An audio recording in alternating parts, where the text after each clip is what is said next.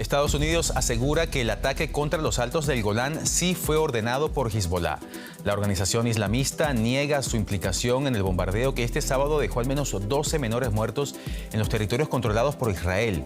El primer ministro de ese país, Benjamin Netanyahu, prometió severas represalias, lo que hace temer que el conflicto adquiera dimensiones impredecibles en la región. Así comenzamos esta nueva edición de DW Noticias en vivo desde Berlín. Titulares.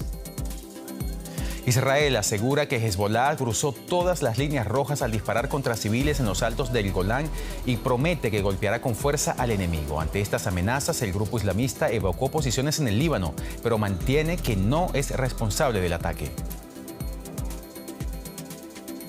Y en Venezuela transcurren las primeras elecciones presidenciales en las que la oposición ve claras posibilidades de vencer al Nicolás Maduro. Tendremos detalles desde Caracas y Bogotá para tomar el pulso a estas horas decisivas que viven los venezolanos.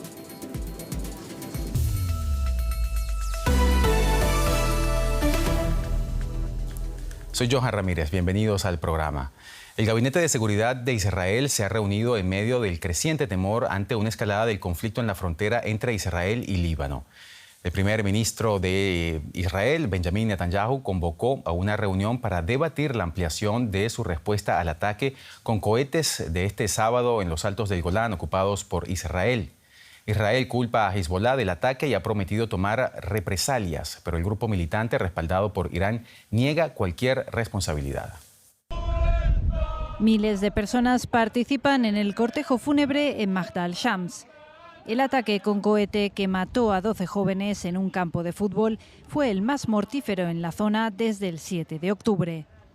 Desde entonces, los ataques entre Israel y la milicia libanesa Hezbollah no han hecho más que escalar. La comunidad drusa residente en los Altos del Golán, ocupados por Israel, está conmocionada.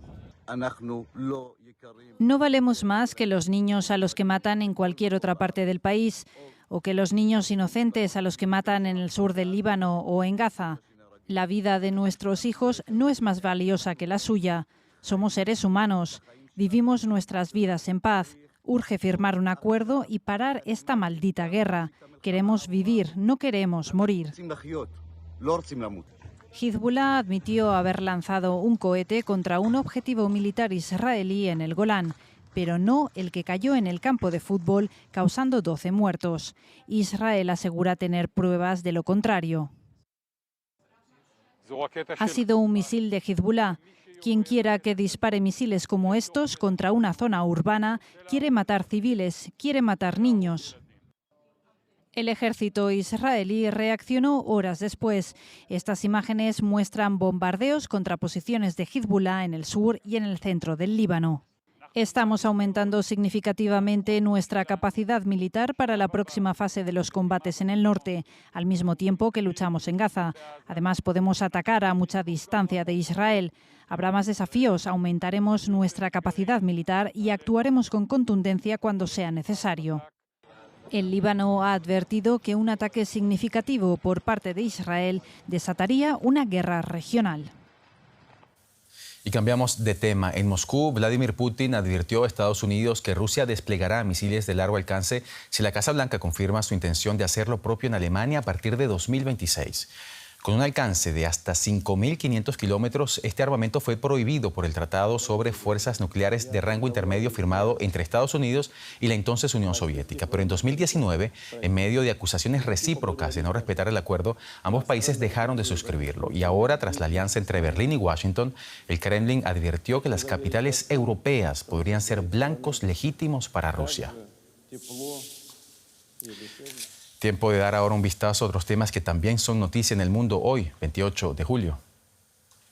El líder supremo de Irán, el ayatolá Ali Khamenei, ha brindado oficialmente su apoyo al presidente electo Masoud Pezeshkian en una ceremonia celebrada en Teherán. El nuevo presidente jurará su cargo ante el Parlamento el martes y sucederá a Ibrahim Raisi, fallecido en un accidente de helicóptero en mayo. En Estados Unidos, un incendio en el norte de California se convirtió en 3 días en uno de los mayores que ha sufrido este estado en su historia. El mega incendio, conocido como Park Fire, ha quemado ya un área equivalente a 1,5 veces el tamaño de la ciudad de Nueva York. Pese a los esfuerzos de extinción, solo se ha logrado controlar un 10%. Y vamos ahora con el tema del día en América Latina y me refiero a las elecciones en Venezuela. Desde el comienzo de la jornada electoral se han reportado algunos incidentes como el retraso en la apertura de algunos centros de votación a la hora prevista, pero además también algunos testigos electorales de la oposición denunciaron que se les fue impedido el acceso a los colegios electorales. Lo mismo habría sucedido con veedores de la oposición que no pudieron acceder a las mesas para ejercer su labor. También, según reportes de medios locales, en zonas como el estado Apure, en el suroeste del país, ciudadanos indicaron que presuntos miembros del ELN habrían bloqueado las vías para acceder a los centros de votación. Y para saber cómo se desarrolla esta jornada electoral en Venezuela, nos vamos a Caracas, donde la periodista Elizabeth Hostos está siguiendo esta noticia para nosotros. Elizabeth, tú has estado recorriendo varios centros de votación en distintos sectores de Caracas durante este domingo. ¿Qué nos puedes contar sobre lo que has visto y lo que te han dicho los votantes hasta ahora? Saludos, Johan, saludos a tu audiencia. En efecto, hemos estado recorriendo centros en toda Caracas desde muy temprano y hemos detectado algunas irregularidades en cuanto a la instalación de algunas mesas y la acreditación de testigos, especialmente de oposición. No obstante, el proceso ha ido fluyendo, ha ido de menos a más. Ya a las 10 de la mañana estaban 92% de las mesas instaladas, según cifras oficiales, y están 100% en ese proceso electoral que todavía no culmina. En todo caso, los testigos de oposición se han ido incorporando a sus actividades y la gente ha dicho que el proceso ha sido bastante expedito, en algunos sitios un poco lento, pero poco a poco se ha ido recuperando todo lo que tiene que ver con tecnología y mejoras para que el proceso fluya y realmente la votación es bastante corta, aproximadamente unos 3 minutos, lo que hace que las largas filas que hemos visto desde la madrugada, no solamente en Caracas, sino en todo el país, se hayan acortado significativamente en este caso, Johan. Hay algunos incidentes entonces, pero menores, según lo que nos dices. Elizabeth, ¿sabemos a esta hora cómo va la participación en las urnas? Sí, según datos extraoficiales del comando de campaña de Edmundo González Urrutia e incluso algunas fuentes del oficialismo del Partido Socialista Unido de Venezuela, aproximadamente un 62% de venezolanos han estado participando en el proceso a mitad de la tarde, lo cual implica una muy buena participación si comparamos esta cifra con años anteriores. De hecho, la líder de oposición, María Corina Machado, ha dicho que ha sido una participación apoteósica y la más importante en los últimos años en la historia contemporánea de Venezuela, Johan. Hablas de María Corina Machado, que habló hace poco. Nicolás Maduro votó temprano, dijo que respetará los resultados. Luego lo hizo el candidato opositor Edmundo González Urrutia, aseguró que está preparado para defender hasta el último voto. Y tú hablabas ahora mismo de María Corina Machado. Ofreció unas declaraciones hace poco. ¿Qué más dijo María Corina, Elizabeth? Sí, el presidente en funciones, Nicolás Maduro, votó muy temprano, algo inusual, a las 6 de la mañana y comentó que en efecto entregaría el poder si perdía.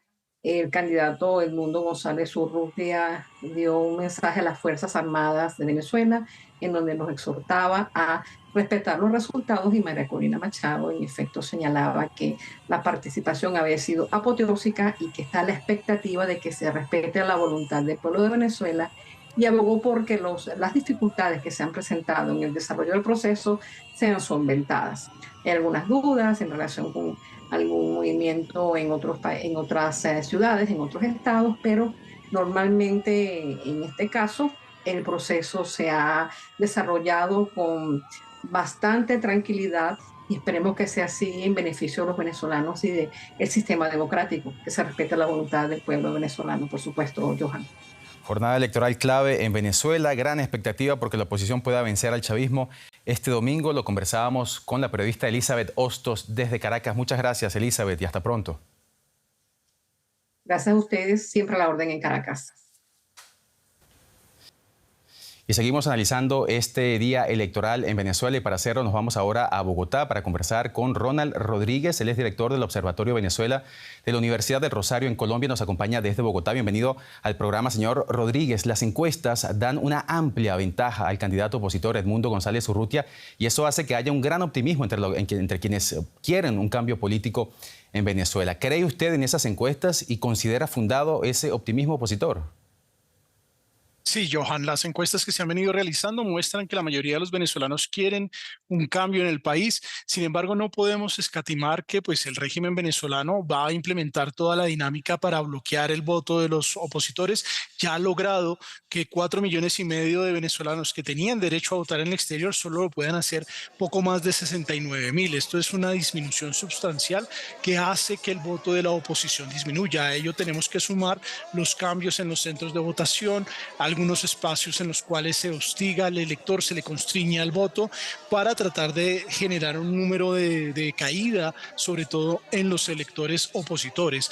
Los cambios que se dan sobre todo en aquellas mesas en las cuales en el pasado la oposición ha tenido una alta votación y lo que se hace es que se llevan esas mesas a zonas peligrosas de Caracas o a zonas peligrosas de otras ciudades y obviamente esto genera temor entre los electores. Sin embargo, ese temor se está venciendo al interior de Venezuela y fuera de Venezuela. En el caso de Colombia llama la atención porque a pesar de que solo pueden participar 7,010 ciudadanos venezolanos de más de 2,800,000 que viven en el país, se están dando concentraciones y movilizaciones que expresan la voluntad de los venezolanos por el cambio.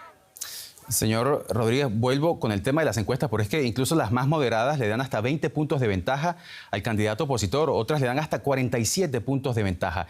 Si la victoria de Edmundo González se concreta en este día, ¿cree usted que primero la autoridad electoral afín al oficialismo va a convalidar ese resultado y que luego Nicolás Maduro podría reconocer la derrota? Ahí es una de las grandes dificultades, Johan. Como lo señalas, en efecto, las encuestas le dan la favorabilidad a la oposición, pero como lo señalaba, el voto de los venezolanos en el exterior son aproximadamente 4,5 millones. Recordemos que en la última votación en la cual la oposición tuvo su máxima votación fue en 2013, cuando logró 7,3 millones de votos. Si disminuimos esos votos que hoy están en el exterior, que en su gran mayoría o son opositores o simpatizaron con la oposición, los votos al interior de Venezuela, que se calculan deben estar por encima de los 21 millones, la realidad es que el censo electoral no refleja la salida porque muchos venezolanos tuvieron que salir de su país sin poder registrar su salida. Lo hicieron de forma irregular en los años de pandemia y sus puestos de votación teóricamente siguen siendo los que están reflejados dentro del país. Entonces va a haber una alta abstención, digamos, ya por la dinámica de la migración y en las elecciones internas, en lo que pasa al interior de Venezuela, no va a ser tan separada como dicen las encuestas, sino que va a ser muy cercana entre gobierno y oposición, y el gobierno incluso, soy de los que cree que ha permitido que la elección se celebre básicamente porque cree que él puede todavía ganar. Ya respecto al reconocimiento, uno de los puntos más complejos es que entre hoy, el 28 de julio y el 10 de enero, que es la posesión presidencial, son 166 días en los cuales lo deseable es que independientemente de quien gane, ya hay una tendencia favorable hacia la oposición y que se desencadene una dinámica de negociación. Tristemente también hay que decir que el régimen ha escalado su discurso y ha hablado incluso de baños de sangre, amenazando, y la comunidad internacional está muy preocupada por ello.